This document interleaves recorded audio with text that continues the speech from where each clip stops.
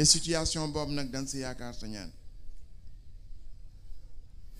Le directoire national des Bës du Ñakk depuis 4 mois a décidé de voter pour Amadou Ba.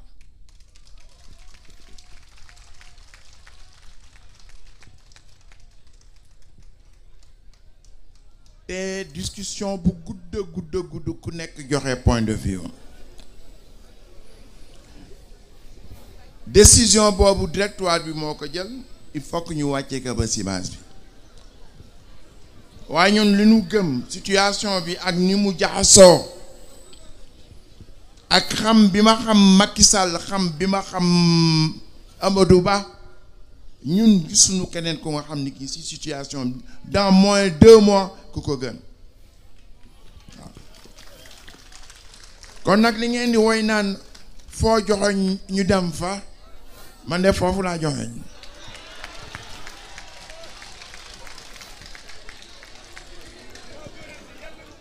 wayaat kan nu ngeen koy waxee. loo nu wax. waaw.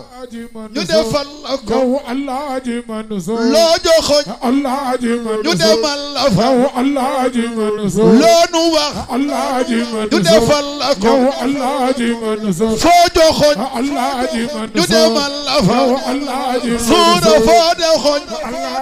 ñu demal la fa. loo joxoñ. Alaaji ñu Mansour. dakkal la ko. yow Alaaji Mansour. Mam Abdou ne. Alaaji Mansour. xafiduna. Mamadul Mansour. man saayuhu baynal wara maskuru. ay sang baagi. yow Alaaji Mansour. Mam Abdou ne. xafiduna. Mamadul Mansour. jërëjëf. loolay dëgg sang baagi. man Mam Abdou ne. xafiduna. Mamadul Mansour.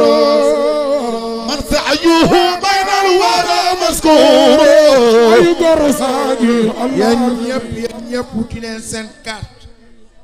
ndigal ngeen doon xaar ndigal lango. jëfe ki nga xam ni kii moo nu doy. mooy Amadou Ba na ngeen ko voté. jërëjëf. en 1924 le 25 février 2024. jërëjëf jazakumullah. ma bëggoon rek jox góor gi.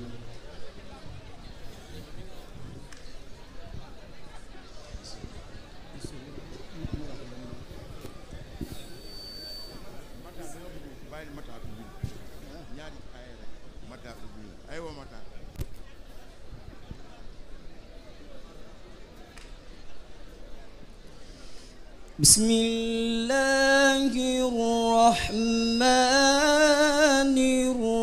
الرحيم